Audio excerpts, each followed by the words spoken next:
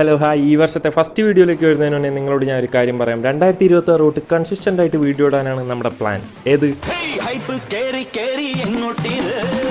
Circus തുടങ്ങി. അങ്ങനെ പുതിയ വർഷമായിട്ട് തന്നെ ഫസ്റ്റ് വീഡിയോ നിങ്ങൾ റെക്കമെൻഡ് ചെയ്യുന്ന ഒരു പടം തന്നെ കാണാമെന്ന് ഞാനങ്ങ് വിചാരിച്ചു. അതായത് എല്ലാ വീഡിയോയുടെ താഴെ ഒരു ചെറുക്കം വന്ന് കമന്റ് ഇടുമായിരുന്നു, ദേശദ്രോഹി ഒന്ന് കണ്ടു നോക്കുന്നൊക്കെ. ഒന്ന് ടിക്കറ്റ് എടുത്ത് നോക്ക്. അങ്ങനെ ഞാൻ അവസാനം പടം കണ്ട്. എടാ ദേശദ്രോഹി.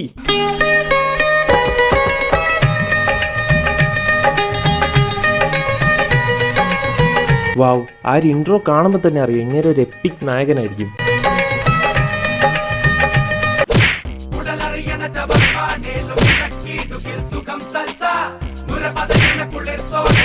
ഇത് എവിടെ പോന്നു? ഓടാനും വിട്ടില്ല, പിടിച്ചു വെച്ച്. ആ അത്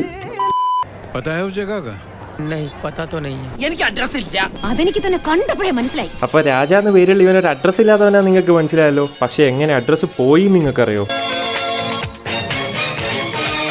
രാജസുഖമായിട്ട് വീട്ടിലെ ഫുഡൊക്കെ അടിച്ച് ഇങ്ങനെ പോയിക്കൊണ്ടിരിക്കുകയായിരുന്നു. അപ്പൊ പുള്ളിയുടെ അച്ഛനൊരു ആഗ്രഹം വരും. 2ാം ക്ലാസ്സിൽ പൊട്ടി ഇങ്ങേർക്ക് സാഹചര്യങ്ങളുടെ സമ്മർദ്ദം മൂലം പോലീസ് ആവാൻ പറ്റിയില്ല. അതുകൊണ്ട് ഇനി രാജ പോലീസായി കണ്ടിട്ട് ഇങ്ങേർക്ക് കണ്ണടക്കാൻ പറ്റുള്ളൂ അത്ര. പക്ഷെ ഇവന്റെ അച്ഛനും ഒക്കെ അറിയാം ഇവനെ കൊണ്ട് അതിനൊന്നും പറ്റൂല. അതുകൊണ്ട് തന്നെ വീട്ടിലൊക്കെ രാജക്ക് നല്ല വിലയാ. ഇത് അരിച്ചാക്ക് കളഞ്ഞപ്പോ കിട്ടിയടി. ഇത് വളം കളഞ്ഞപ്പോ കിട്ടിയത്.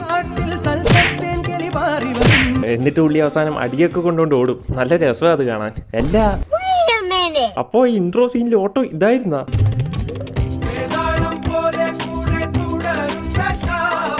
ഇങ്ങനെ ഒരു മണ്ടൻ പോയ എല്ലാ സ്ഥലത്തുനിന്നും അടി. എന്തൊക്കെ പറഞ്ഞാലും എനിക്ക് ഗേൾ ഫ്രണ്ട്സ് ഉണ്ടാ. അതെ, ഫസ്റ്റ് തന്നെ ഇവന്റെ അച്ഛൻ അടിച്ചിറക്കിയ നാട്ടിൽ ഇവനൊരു ഗേൾ ഫ്രണ്ട് ഉണ്ടായിരുന്നു.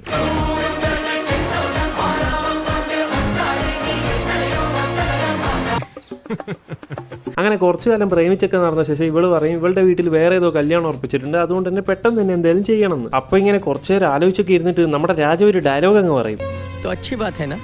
അങ്ങനെ അത് തീരുമാനമായി. പിന്നെ അച്ഛൻ്റെ ഈ നടിയൊക്കെ കിട്ടി മുംബൈയിലെത്തിയ ശേഷം ഇങ്ങർക്ക് മുംബൈയിൽ ഒരു പെണ്ണിനോട് ഇഷ്ടം തോന്നും.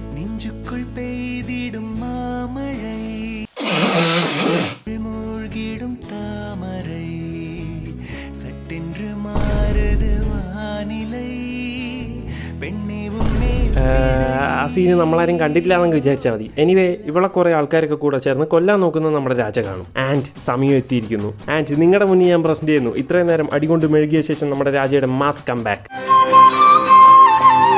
ഇതൊക്കെ കാണുമ്പോൾ പുള്ളിയുടെ തലക്ക് സുഖമില്ല നിങ്ങൾക്ക് തോന്നും. പക്ഷേ അങ്ങനെയല്ല, പുള്ളി ശരിക്കും മാസാണ്.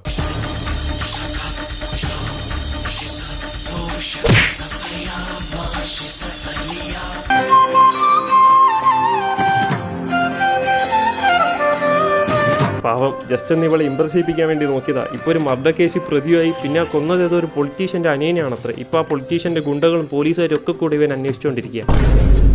എനിവേ, എന്തായാലും ഒരു പൊളിറ്റീഷ്യനെ കൊന്നുപോയല്ലോ. അതുകൊണ്ട് തന്നെ ഇന്ത്യയിലെ മോശം പൊളിറ്റീഷ്യൻസിനെ മൊത്തം കൊന്ന് ഇന്ത്യയെ രക്ഷിക്കാനായിട്ട് നമ്മുടെ രാജംഭായ് തീരുമാനിക്കും. ഇതിനു വേണ്ടി നമ്മുടെ രാജംഭായ് ഒരു പ്രൊഫഷണൽ കില്ലറാണ്.